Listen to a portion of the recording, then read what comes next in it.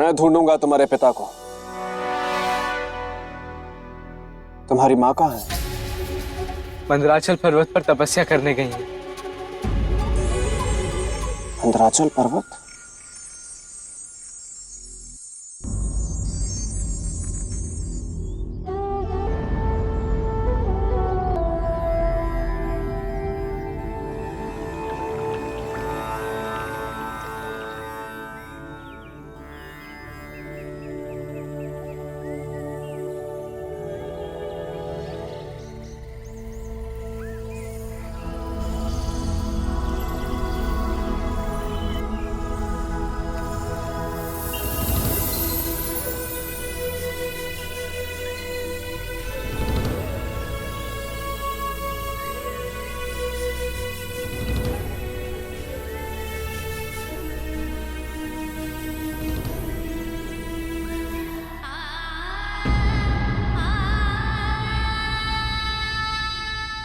माँ,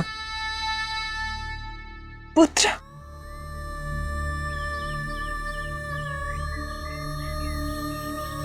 तुम यहाँ क्यों आए पुत्र? इसे यहाँ मैं लाया हूं।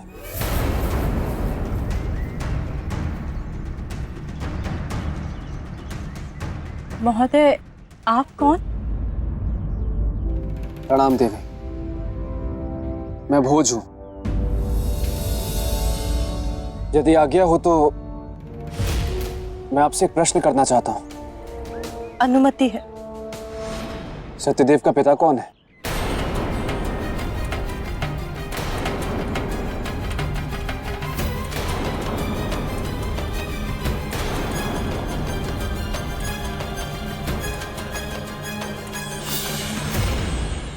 इस स्त्री ने तो रहस्य का वातावरण बना दिया है।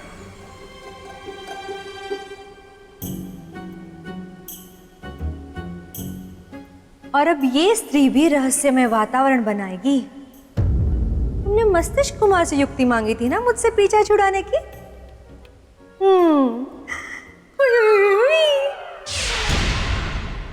ये है मेरे प्रेम का प्याला, इसे पीते ही तुम पहनाओगे मुझे वरमाला। मैं नहीं जानती। नहीं जानती? देवी, फिर ये समाज में अपना परिचय कैसे देगा? और आप तो अनुभवी हैं देवी, भली भांति जानती है कि इस रूढ़िवादी समाज में इस तरह जीना कितना कठिन है।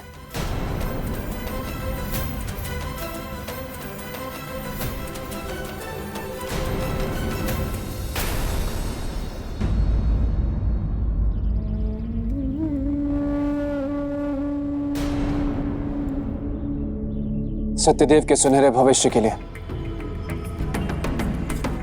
मुझे आपके अतीत के अंधकार में झांक कर देखना होगा देवी। इसके लिए मुझे क्षमा करें।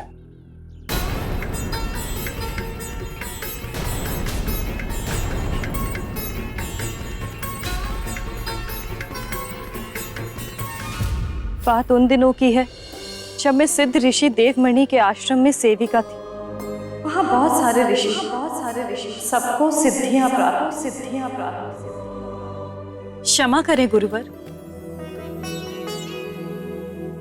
आज पंचामृत के लिए दूध की व्यवस्था नहीं हो पाई। आज गाय ने दूध नहीं दिया।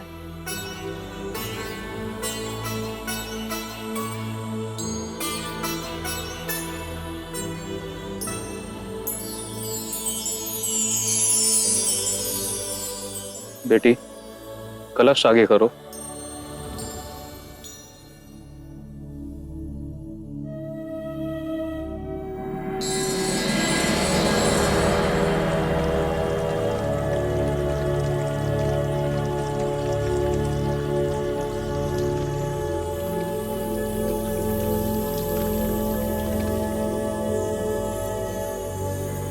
जाओ, पंचामृत बनाकर ले आओ।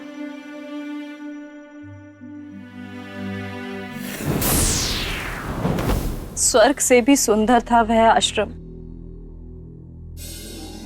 जिस चीज की चाह करो वही मिल जाए, कहीं कोई कमी नहीं। किसी चीज का अभाव नहीं। अभाव हुआ तो मेरे जीवन में। वो श्रावण का महीना था जब मुझे पता चला कि मैं मां बनने वाली हूं। मैं उसी क्षण ऋषि देवमणि के पास गई और उन्हें सब सत्य बता दी।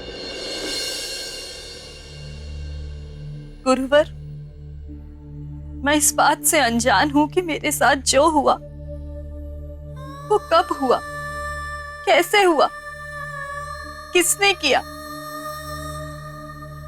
पर इतना अवश्य जानती हूं कि जो भी हुआ है वो यही किसी आश्रम में हुआ है। झूठ बोल रही है ये स्त्री।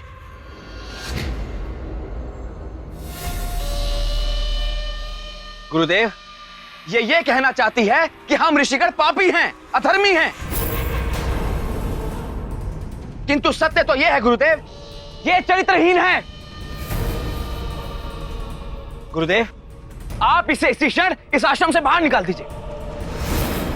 किंतु मैं ऐसी अवस्था में जाऊंगी कहां? कहां जाऊंगी मैं? वो मैं नहीं जानता, किंतु इतना अवश्य जानता हूं कि मेरे आश्रम का कोई भी ऋषि ऐसा काम कदापि नहीं कर सकता। और आश्रम के नियमों के अनुसार तुम्हारे गर्भ में पल रहा शिशु का उत्तरदायित्व हम नहीं ले सकते। इसीलिए तुम्हें इसी समय आश्रम से जाना होगा।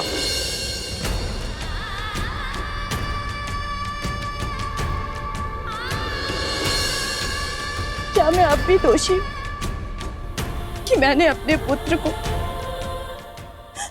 उसके पिता का नाम नहीं बताया? नहीं देवी, इसमें आपका बिल्कुल भी दोष नहीं है। पर विडंबना तो यह है कि जो स्त्री मनुष्य के चरित्र को रचती है, गढ़ती है, उसे स्वरूप देती है, संसार उसे ही चरित्रहीन घोषित कर देता है। यह संसार स्त्री को अबला समझता है, जबकि वह अबला नहीं होती। वो सहती है क्योंकि वो सहना जानती है, दूसरों की खुशी के लिए। और संसार उसके इसी गुण को उसकी दुर्बलता समझता है। आप चिंता मत करिए देवी, अब यह संसार जानेगा कि स्त्री का यही गुण अब उसकी कमजोरी नहीं, उसकी ताकत है।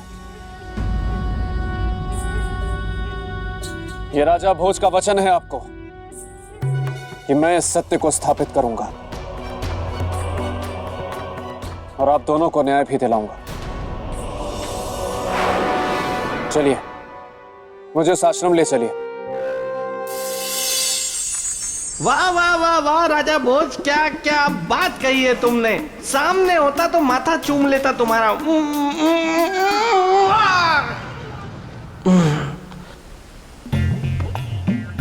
अच्छा हुआ किसी ने देखा नहीं।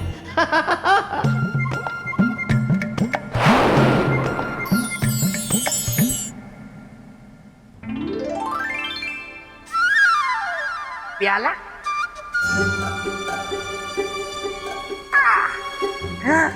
प्याले में शरबत।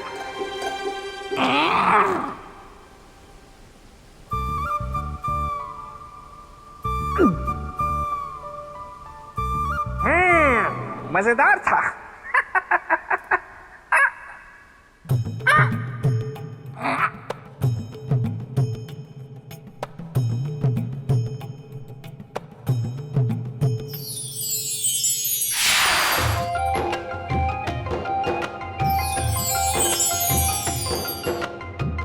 हुई हुई हुई हुई।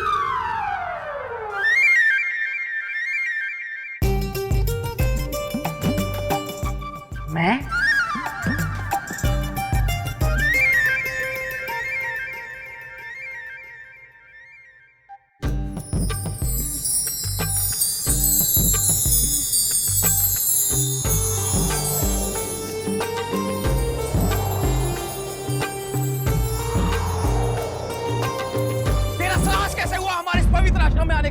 चरित्रहीन स्त्री!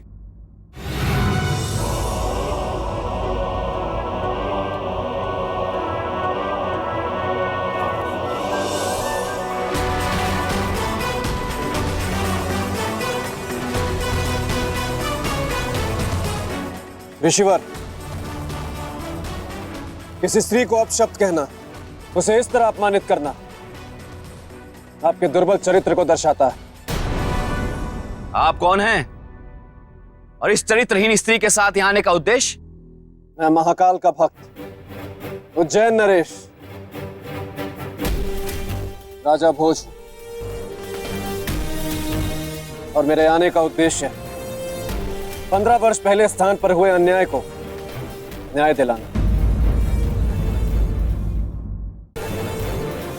और स्त्री के साथ घटी घटना के सच को सामने लाना,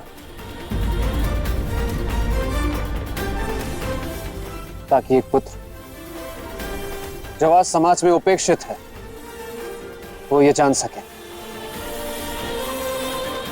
कि उसका पिता कौन है। आप कहना क्या चाहते हैं राजन? बस इतना कि आप में से जो भी स्त्री का अपराधी है वो अपना अपराध स्वीकार कर ले। राजा भोज, हम आदर करते हैं आपकी इस भावना का, किंतु राजन, बिना किसी ठोस प्रमाण के इस प्रकार किसी पर संदेह करना उचित नहीं है। फिर हम तो ऋषि हैं, बाल ब्रह्मचारी हैं। और राजन, जिस स्त्री के पक्ष से आप यहाँ आए, पहले आपको उसकी परीक्षा ले लेनी चाहिए थी। आपको यह जान लेना चाहिए था कि वो कितनी पवित्र है, कितनी सच्ची है।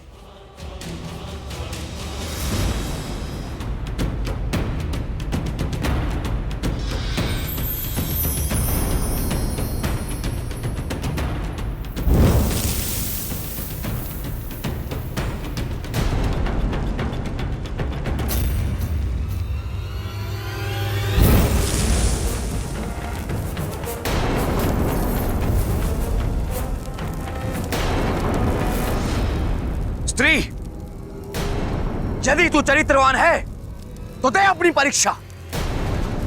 चल इस अग्नि के ऊपर। यदि तू निष्पाप होगी तो बच जाएगी, अन्यथा इसी क्षण इस अग्नि में चलकर भस्म हो जाएगी।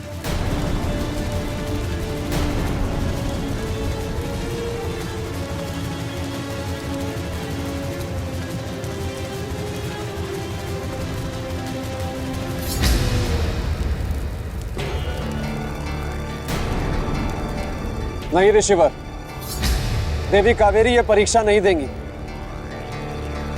परीक्षा देंगे आप लोग। इस अग्नि में चलेंगे आप लोग। अब आप लोग ये सिद्ध करेंगे कि आप में से किसी ने देवी कावेरी के साथ कोई पाप नहीं किया। इसकी कोई आवश्यकता नहीं है राजन, हम जानते हैं अपने ऋषियों को।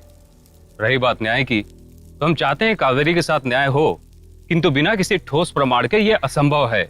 आपको प्रमाण चाहिए ना, तो ठीक है, मैं लाऊंगा प्रमाण और सिद्ध करूंगा कि वास्तविक अपराधी कौन है। आप अवश्य सिद्ध करें, निश्चिंत रहें, दंड के विधान पर कोई आंच नहीं आएगी। जय महाकाल।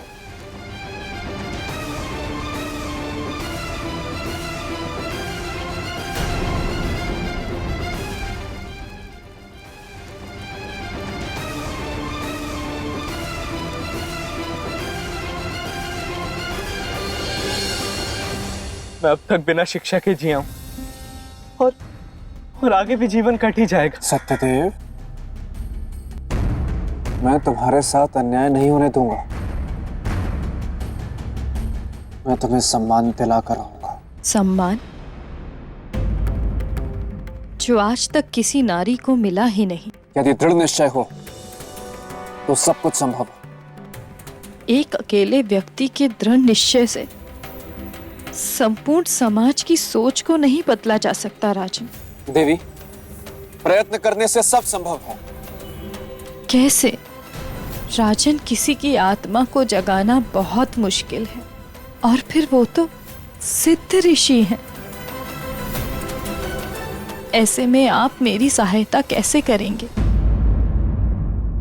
देवी, सत्य के कई पक्ष और कई मार्ग होते हैं, पर जब सारे मार्ग बंद हो जाएं, तो हमें ईश्वर की शरण में जाना चाहिए, उसके दिखाए हुए मार्ग पर चलना चाहिए, क्योंकि उसका दिखाया हुआ मार्ग हमेशा सही होता है। आप चिंता मत करिए देवी, जब तक मैं लौट के वापस ना आऊं तब तक आप मेरी राह यहीं पर देखिएगा।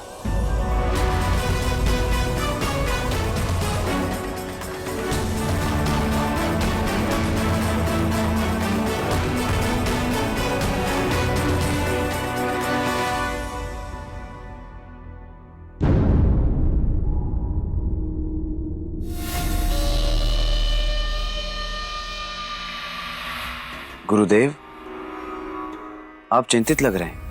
कावेरी की आंखों में तैरती वेदना की सत्यता को समझने का प्रयत्न कर रहा हूं, उसके पक्ष को जानना चाह रहा हूं।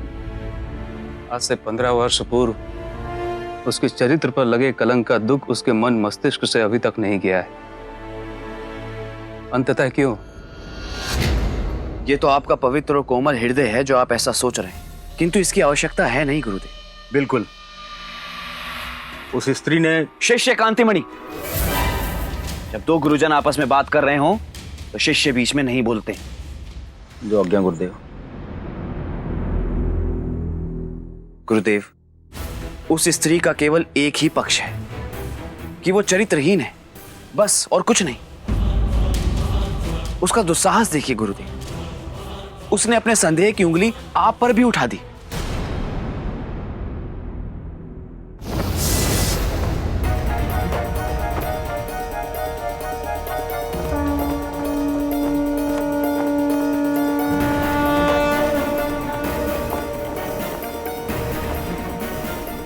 हे जगत जननी माँ काली, जब जब इस संसार में अधर्म और अत्याचार बढ़ा है तब तब तूने ही इसका संहार किया,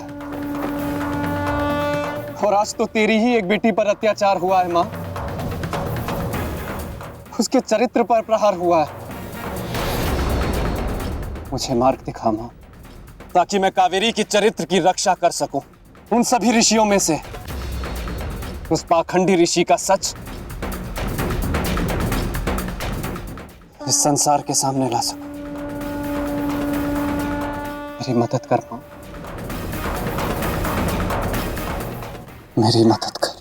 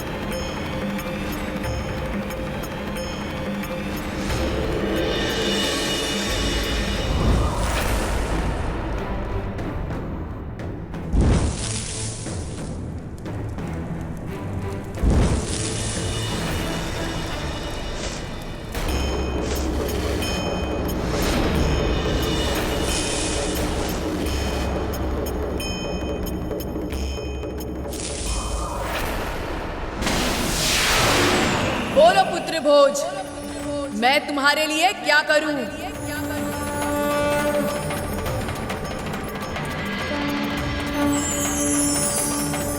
जय महाकाली। उस स्त्री कावेरी के साथ न्याय करो मां, और उस पाखंडी ऋषि का सच इस संसार के सामने लाओ मां।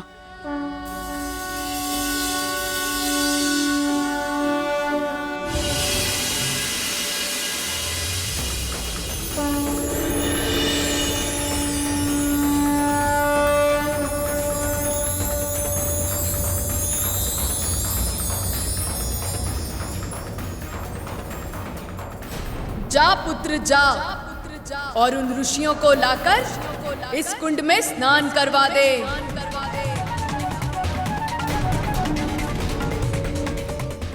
जो कायर पुरुष अपराधी होगा, उस कुटिल कामी पुरुष का सच सबके सामने आ जाएगा। जय महाकाली।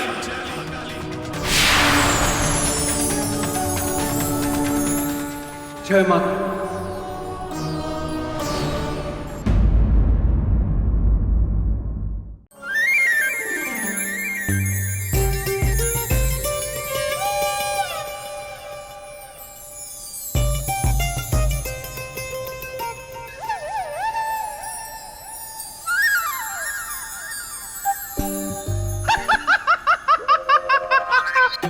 मस्तिष्क कुमार का आना यानी मेरी युक्ति का पकड़े जाना। उई, उई, उई, उई।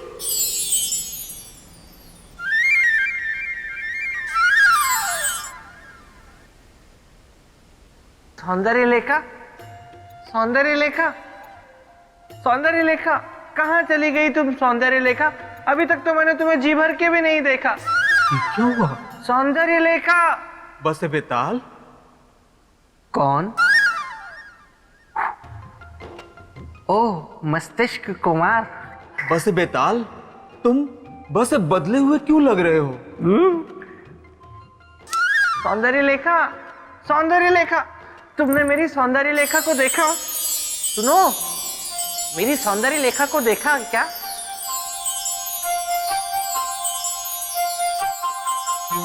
सौंदर्य लेखा। बस बेताल, सस सौंदर्य लेखा ने तुम्हारे साथ धस से धोखा किया है।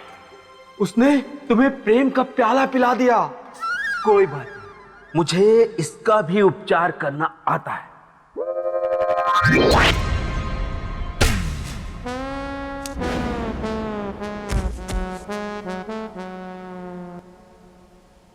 कुछ ही देर में इसका प्रभाव पूरी तरह से समाप्त हो जाएगा।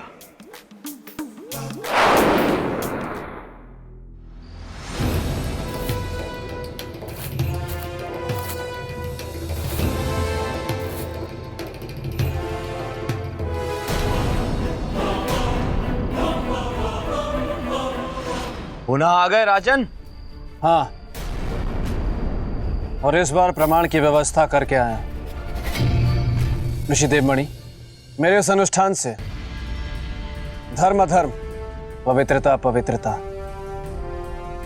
और सत्य असत्य सब अलग अलग हो जाएंगे। कैसे? उसके लिए कल प्रातः आप सबको मेरे साथ चलना पड़ेगा। राजन, हमें अपनी सत्यता का प्रमाण देने की कोई आवश्यकता नहीं है। हम स्वयं सत्य हैं। यदि आपको कोई प्रमाण देना है तो प्रमाण यहीं लेकर आइए। नहीं नीलमणि, प्रश्न हमारे आश्रम की मर्यादा का है, हमारी सत्यता का है। इसलिए अपनी सत्यता का प्रमाण देने हम स्वयं जाएंगे इनके अनुष्ठान में। धन्यवाद।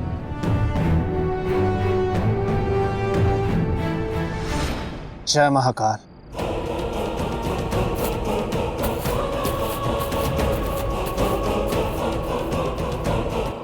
गुरुदेव ने क्या अनर्थ कर दिया? प्रमाण देने का अर्थ है कि नहीं नहीं नहीं, मैं अपना सच सामने नहीं आने दूंगा। नहीं।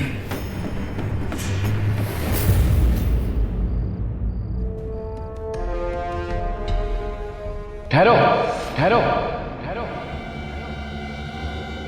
कौन है वहां?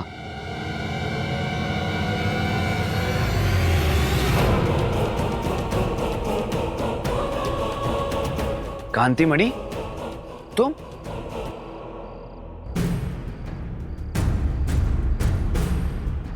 कहां जा रहे हो तुम? क्षमा कर दीजिए ऋषवर, क्षमा कर दीजिए, मुझसे बहुत बड़ा अपराध हो गया। कैसा अपराध? किस बात की क्षमा? ये उन दिनों की बात है ऋषवर, जब कावेरी के प्रति मेरे मन में प्रेम ने जन्म लिया था।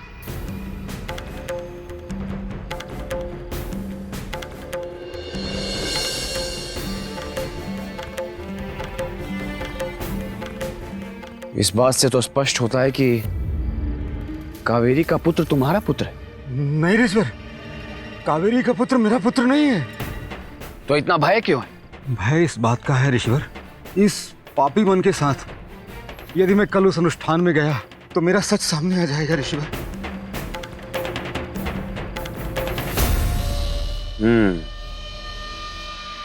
मैं समझ गया तुम्हारे मन की दुविधा। तुम चिंता मत करो, मैं तुम्हारे साथ हूं। मेरी योग सिद्धि तुम्हारी रक्षा करेगी। सत्य ऋषवर? हाँ, किंतु तुम यहां से कहीं जाना नहीं।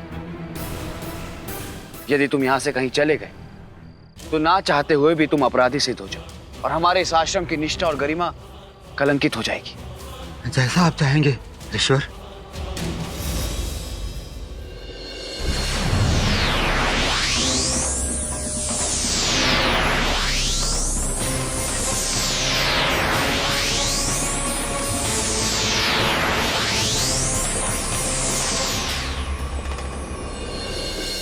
शिष्य कांतिमणि, अब तुम निश्चिंत हो जाओ और कल के अनुष्ठान के परिणाम की प्रतीक्षा करो। जो आज्ञा ईश्वर।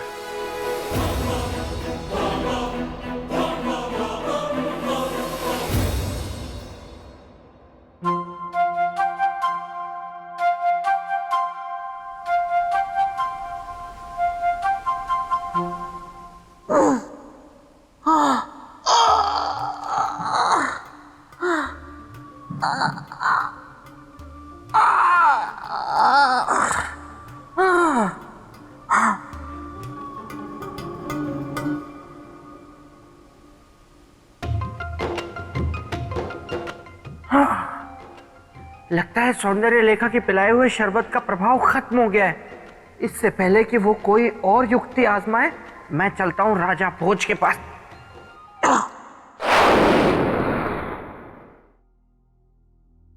राजा भोज, शुभ प्रभात। बेताल,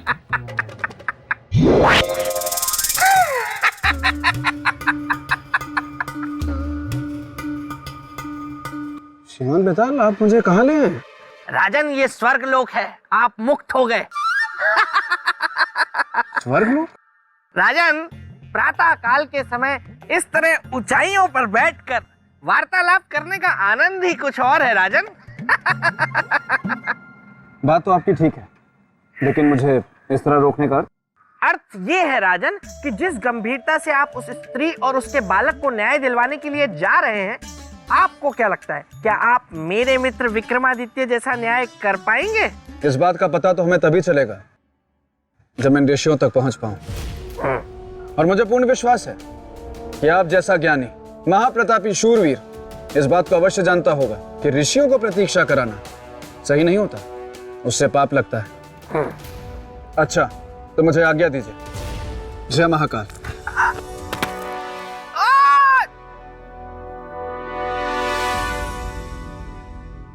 कोई बात नहीं राजा भोज, लेकिन मेरे रहते मेरे मित्र के सिंहासन तक तो क्या, उसकी परछाई तक भी इतनी आसानी से नहीं पहुंच पाओगे। क्योंकि मैं हूं बेताल, जो गलने नहीं देता किसी की भी दाल। राजन, ये आप हमें कहां ले आए? हमें अपनी सत्यता प्रमाणित करने के लिए कौन से अनुष्ठान में भाग लेना होगा? गुरुदेव, आप सभी तो ज्ञानी हैं, अब आपको मैं क्या बताऊं, किंतु फिर भी इस अनुष्ठान से पहले यदि आप इस कुंड में स्नान करके पवित्र हो जाए तो बड़ी कृपा होगी।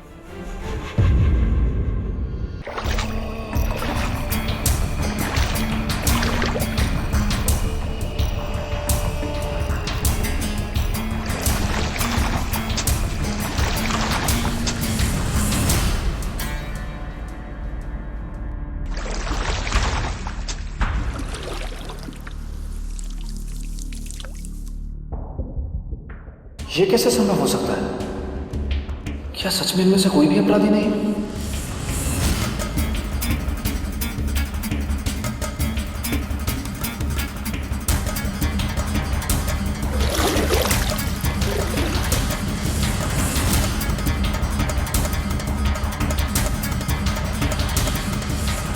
देवी, क्षमा देवी, क्षमा।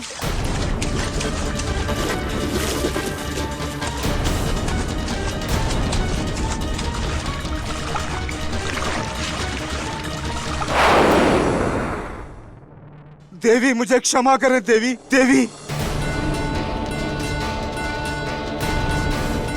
देवी मुझे क्षमा करें देवी, मैं आपका अपराधी हूँ, मुझे क्षमा करें देवी।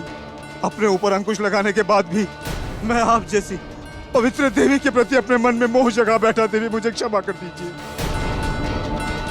मैंने आपकी पवित्रता को अशुद्ध कर दिया देवी। अपने इस अपराधी को क्षमा कर दें देवी। किंतु ये सत्य है देवी, मैंने आपको हाथ तक नहीं लगाया देवी, ये सत्य है।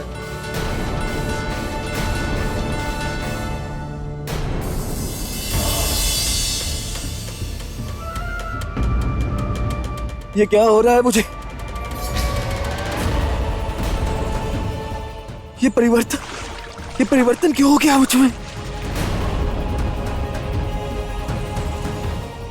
क्या है इस कुंड में क्या है? हे प्रभु,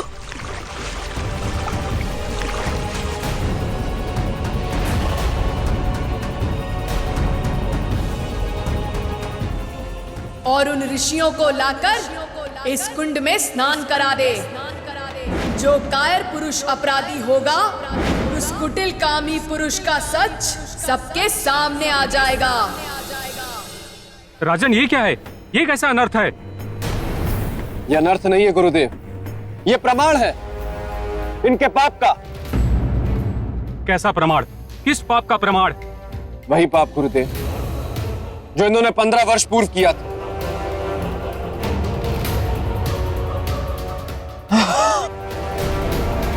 और वो जो अनुष्ठान जिसकी आपने बात की थी? यही वो अनुष्ठान था गुरुदेव। मां काली की कृपा से इस कुंड का निर्माण हुआ, और इस कुंड में स्नान करके वही बच सकता था जो सच्चा और पवित्र। इसका अर्थ है ये ऋषि नीलमणि ही असली अपराधी है और पापी।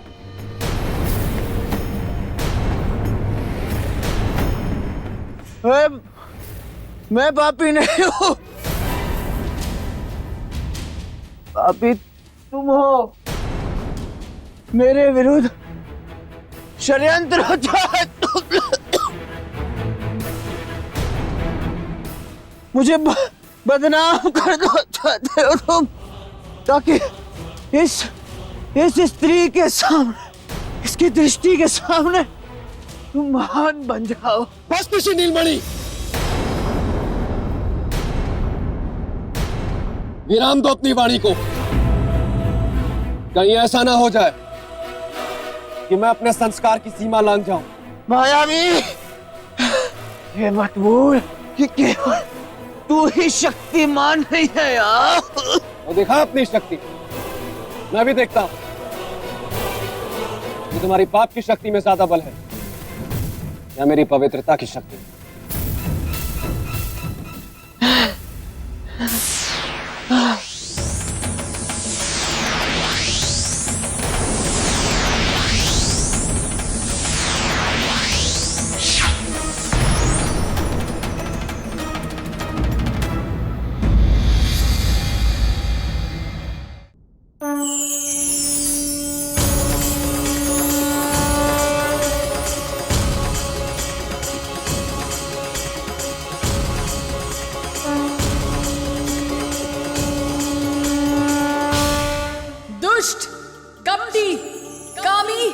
चरित्रहीन होकर एक पवित्र और चरित्रवान का सामना करने चला था। याद रख, शक्तियां सदा पवित्र और चरित्रवान का साथ देती है, चरित्रहीनों का नहीं। चरित्रहीनों की समय से पहले चिता जलती है।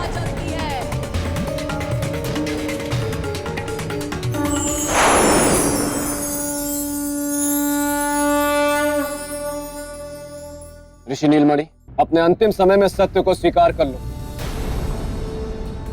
और अपने पाप और देवी कावेरी के ऋण से मुक्त हो जा।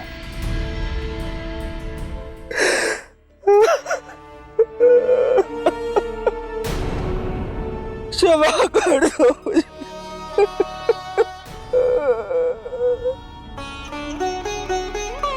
मैंने ये पाप किया है।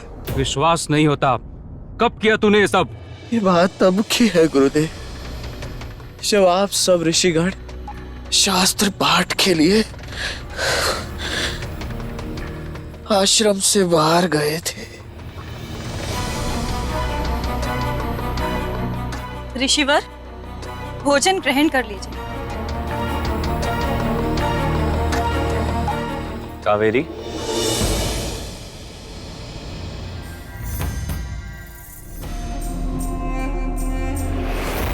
प्रसाद ग्रहण करो कावेरी। किंतु सत्य तो ये था कि मैं कावेरी को अपनी दुर्बलताओं की सीमा के अधीन करना चाहता था, और उसके बाद जो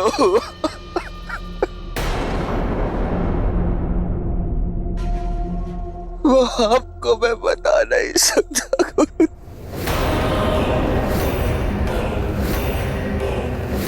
मुझे क्षमा कर दो।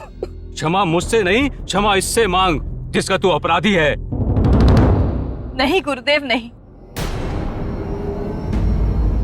मैं इस नीच पापी को कभी क्षमा नहीं करूं। नहीं देवी, मुझे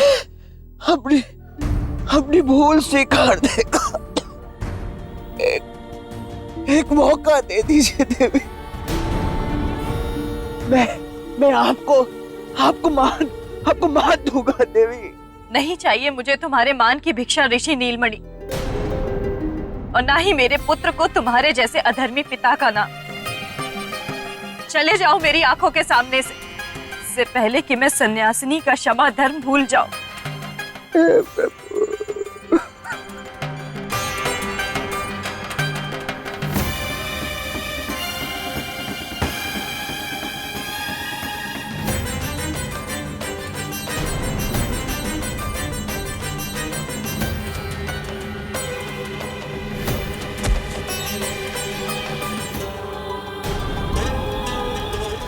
पुत्री कावेरी, हमें क्षमा कर दीजिए। हम भी उतने ही दोषी हैं जितने कि ऋषि नीलमणि। नहीं गुरुदेव, नहीं। इसमें आपका कोई दोष नहीं। दोष है, और दोष ये है कि मैंने एक स्त्री की बातों से अधिक एक अधर्मी की बातों पर विश्वास किया। दुखी ना हो गुरुदेव, मुझे पूर्ण विश्वास है कि आज आपके इस सत्य को स्वीकार लेने से समाज की निर्माण व्यवस्था में अवश्य परिवर्तन आएगा, और इसका श्रेय जाता है राजा भोज को, जिन्होंने एक अनजान स्त्री पर विश्वास कर उसके सम्मान को वापस दिलाने में अपनी एड़ी चोटी की शक्ति लगा दी। बहुत बहुत धन्यवाद आपका राजा भोज। आज के बाद मेरे साथ साथ पूरी स्त्री जाति आपकी आभारी रही। किंतु देवी, अभी मेरा कार्य अधूरा है। मैं राजा भोज आज से सत्यदेव को अपना कुल और गोत्र देता हूं।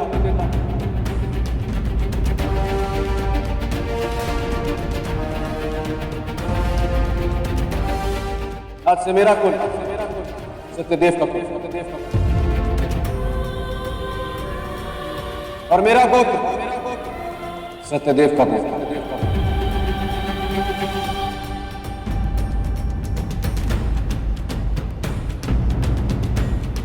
राजन,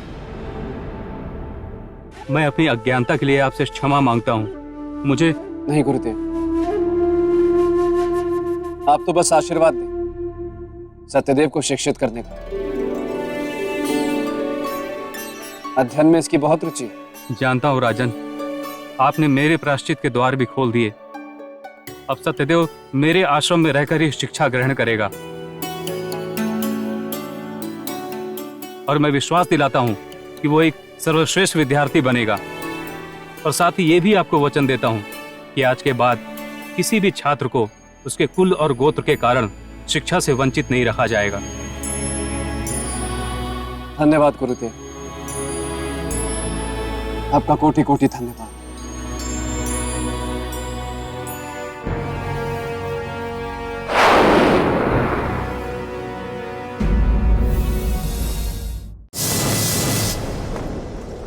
जय माँ काली, जय माँ काली। आपने मेरी लाज ली, आपने मेरी लाज ली।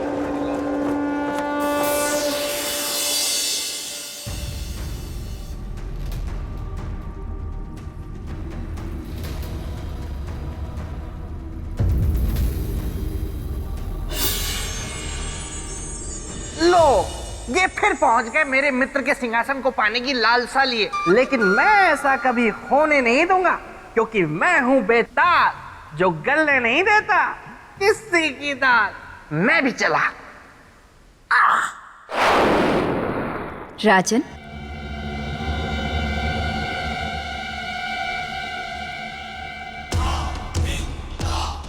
प्रणाम देवी। कर्म किया है आपने अति महान, संसार करेगा आपका सदा गुणगान। पर मैं कुछ समझा नहीं, मैंने ऐसा क्या किया? जिस प्रकार सम्राट विक्रमादित्य ने अपने चरित्र की रक्षा के लिए सब कुछ त्याग दिया था, ठीक उसी प्रकार आपने एक अनजान स्त्री के चरित्र की रक्षा के लिए अपने जीवन को दांव पर लगा दिया। आप धन्य हो राजन।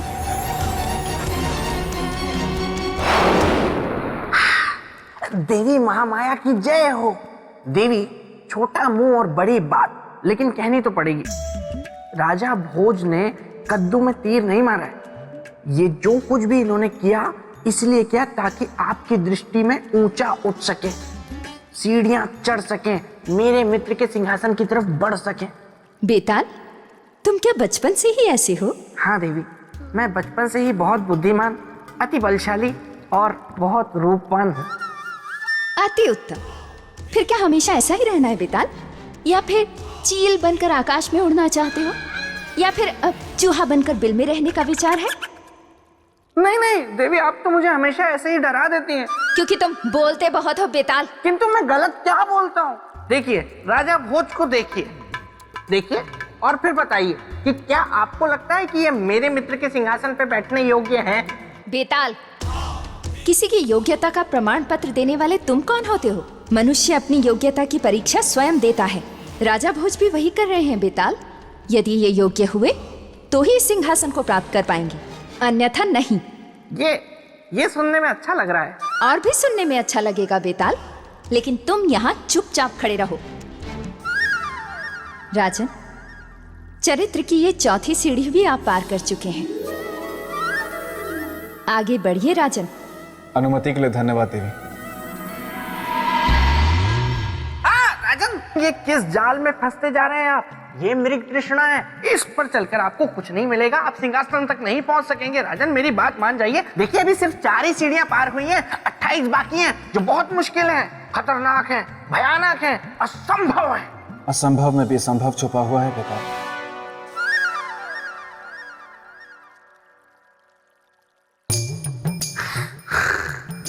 चौथी भी चढ़ गया।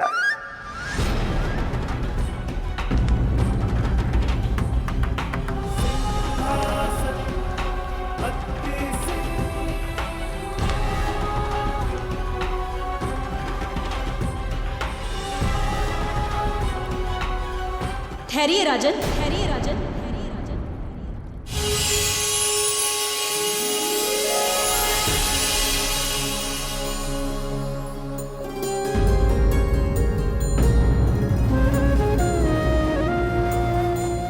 आप सब कौन है देवी? हम योग माला हैं। हम इस सिंहासन में योग शक्ति की रक्षा करती हैं। देवियों, आप सबको राजा भोज का प्रणाम।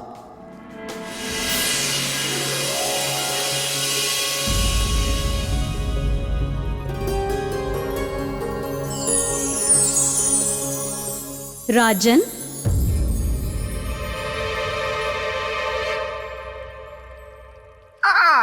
देवी योगमाला, बेताल का प्रणाम स्वीकार करें। देखिए, आप ही समझाइए अब राजन को। मैं तो समझा कर हार गया हूँ कि ये मेरे मित्र विक्रमादित्य के सिंहासन पर बैठने योग्य नहीं है। बेताल, क्षमा देवी, क्षमा। मैं भावनाओं में बह गया, इसीलिए ये कह गया। श्रीमान बेताल, मैं आपसे एक बात का निवेदन करना चाहता हूं कि आप इसी तरह चुनौतीपूर्ण से चुनौतीपूर्ण बातें मुझसे कहते रहें, ताकि मुझ में हिम्मत का संचार हो पाए और मैं परीक्षाओं पे परीक्षाएं पार करता रहूं। मेरी बातों से आपको हिम्मत मिलती है और हौसला भी। हाँ बेटा, आपकी बातों से मुझ में हिम्मत का संचार होता है। यदि एक बार मेरा हृदय सिंहासन को त्यागने के विचार के बारे में भी सोचे, लेकिन आपकी बातें मुझ में एक नई हिम्मत, एक नई ऊर्जा भर देती है। इसलिए आपसे बस एक छोटा सा निवेदन है बेटा, कि आप इसी तरह मुझे चुनौतीपूर्ण बातें कहते रहें। कहिए कहिए, आप चुप क्यों हो गए? हाँ तो देवी, मुझे और क्या साबित करना होगा? इस सिंहासन को धारण करने वाले में चक्रवर्ती सम्राट विक्रमादित्य के समान योग शक्ति का होना भी आवश्यक है। राजन, अब मैं आपको सम्राट विक्रमादित्य की योग शक्ति की कथा सुनाती हूँ। हाँ देवी, सुनाइए, मैं उत्सुक हूँ। ये बात उस समय की है जब चक्रवर्ती सम्राट विक्रमादित्य का विवाह नहीं हुआ था। वो राजकुमारी चित्रलेखा से मिले भी नहीं थे। एक दिन सम्राट विक्रमादित्य एक धार्मिक यात्रा से लौट रहे थे। सम्राट, मौसम खराब है। मेरे विचार से हमें किसी सुरक्षित स्थान पर रुक जाना चाहिए। रुकने की कोई आवश्यकता नहीं है वीरामीर जी। हमारे पास धन ध्वज है, हमारा मार्ग कोई नहीं रोक सकता।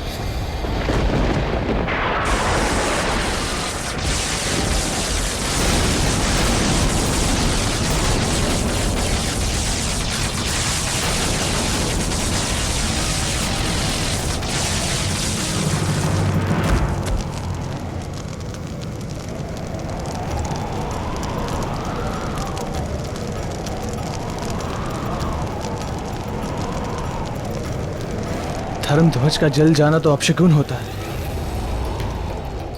इसके क्या संकेत हो सकते हैं? सम्राट, गोचर की नक्षत्र गणना के अनुसार ये एक बड़े संकट का संकेत है।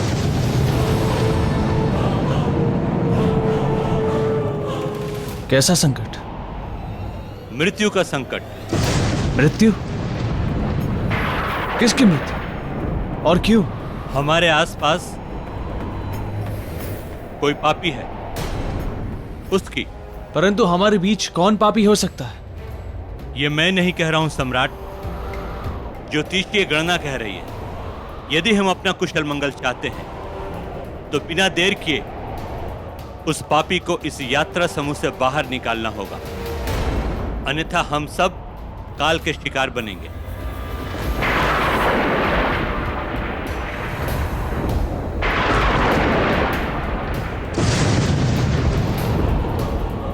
सम्राट, यह मात्र बिजली नहीं है, यह हम सबकी मृत्यु है। मृत्यु। अगर उस पापी को हमारे बीच से नहीं निकाला गया तो हम सब मारे जाएंगे।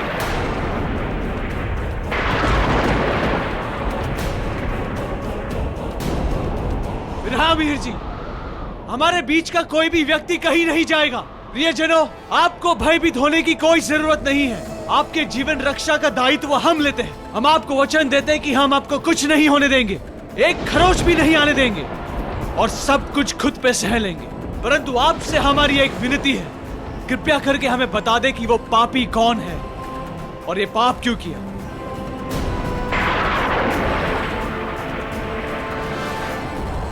क्षमा कीजिए, क्षमा कीजिए, इस पापी को क्षमा कीजिए महाराज। क्या पाप किया है आपने? मंदिर से आते हुए भगवान की मूर्ति मैंने ही चोरी की थी। सम्राट, इस चोर को अभी इसी समय यात्रा समूह से बाहर कर दीजिए। इसके कारण हम सभी के प्राणों को संकट में नहीं डाल सकते। नहीं सेनापति, गुस्से में लिया गया निर्णय समाधान नहीं होता। इस व्यक्ति ने सबके सामने अपना पाप स्वीकार किया है।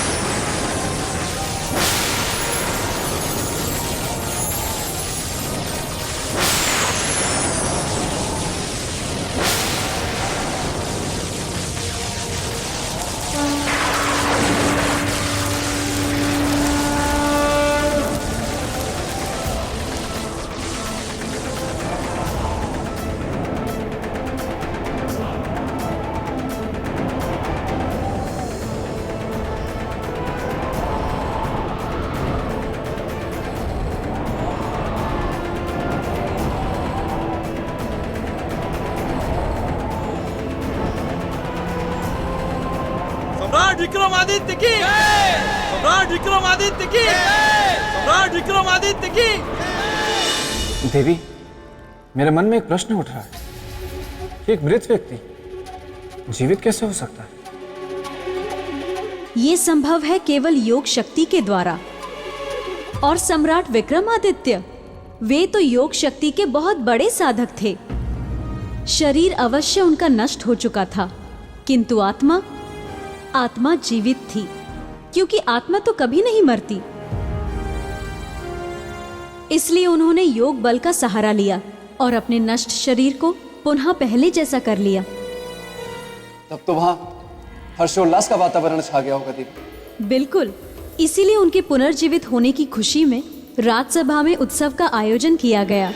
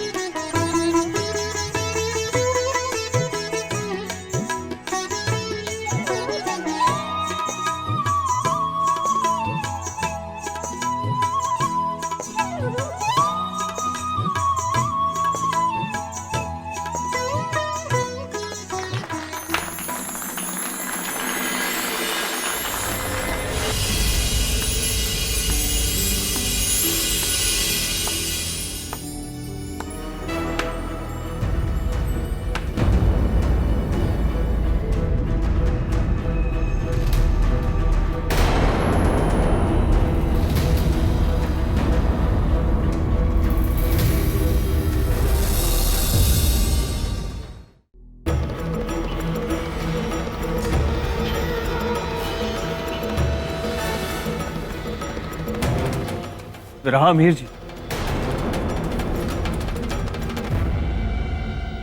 सेनापति,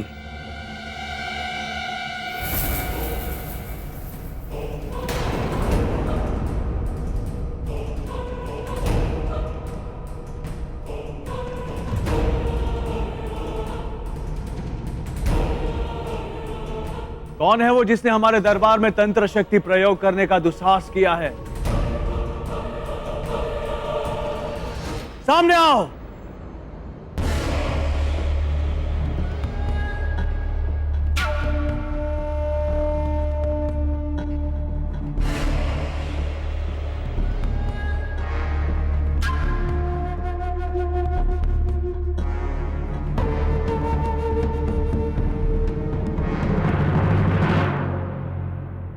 योगी,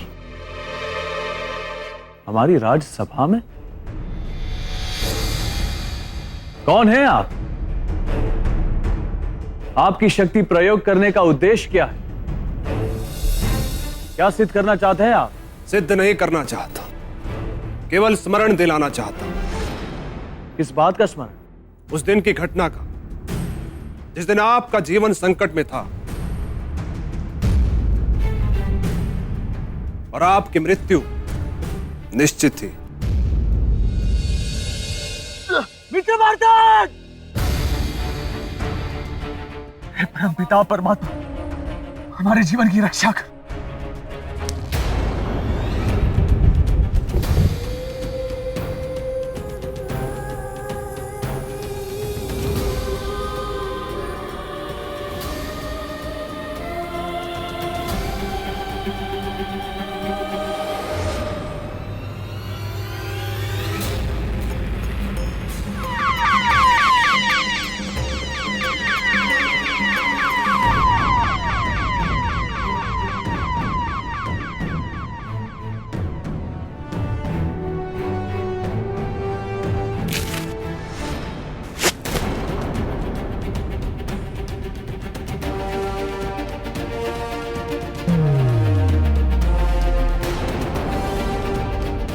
तुम ठीक हो ना मित्र? धर्मार्थ, बहुत बहुत धन्यवाद तुम्हारा। आज अगर तुम समय पर आकर अपनी स्तंभन विद्या का प्रयोग नहीं करते तो हमारी मृत्यु निश्चित थी। ऋणी हो गए तुम्हारे। आज इस मित्र धर्म के सम्मान पे आपको कुछ देना चाहेंगे। मांगो, जो इच्छा है मांगो। मांगूंगा मित्र, अवश्य मांगूंगा, किंतु आज और अभी नहीं। अब कब? समय आने पर। मैं उस समय की अधीरता से प्रतीक्षा होगी, परंतु आज तुम्हें कुछ न कुछ अवश्य देना चाहेंगे मित्र। मतलब? हम आपको वचन देते हैं कि उस समय उस दिन हम तुम्हें वही देंगे जो तुम्हारे मुख से निकले और बिना कोई प्रश्न पूछे। तो फिर याद रखना अपना वचन। हम अपना नाम भूल जाएंगे मित्र, परंतु ये वचन नहीं। सम्राट, कहीं ऐसा तो नहीं समय की धूल ने आपकी स्मृतियों को ढक लिया हो? ये प्रश्न है या शिकायत? समझना आपको है। हम इसे एक मित्र की शिकायत समझ रहे हैं और इसे दूर करने के लिए अपनी बाहें फैलाते हैं।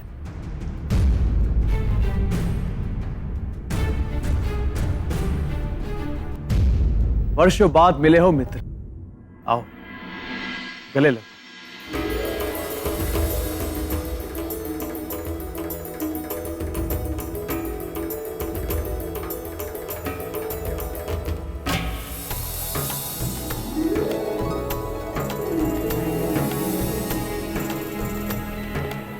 किंतु एक बात बताओ मित्र, तुम्हारी ये स्तंभन विद्या भी बड़ी विचित्र विद्या है। किसी भी मनुष्य को किसी भी अवस्था में पत्थर की मूर्त बना देता है। अपने इस विद्या के प्रभाव से आप इन्हें मुक्त करो।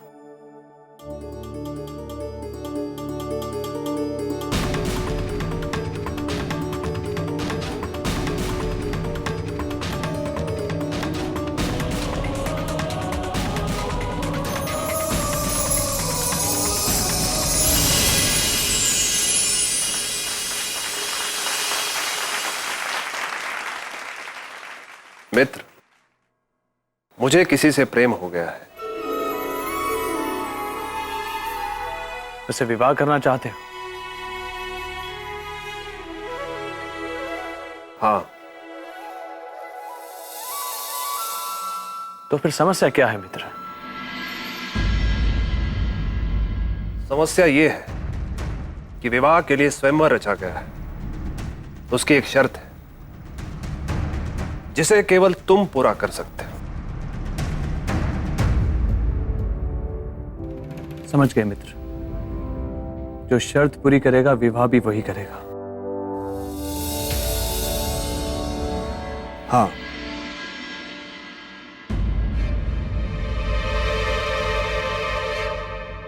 परंतु ये कैसे संभव है मित्र कि शर्त हम पूरी करें और विवाह तुम करो?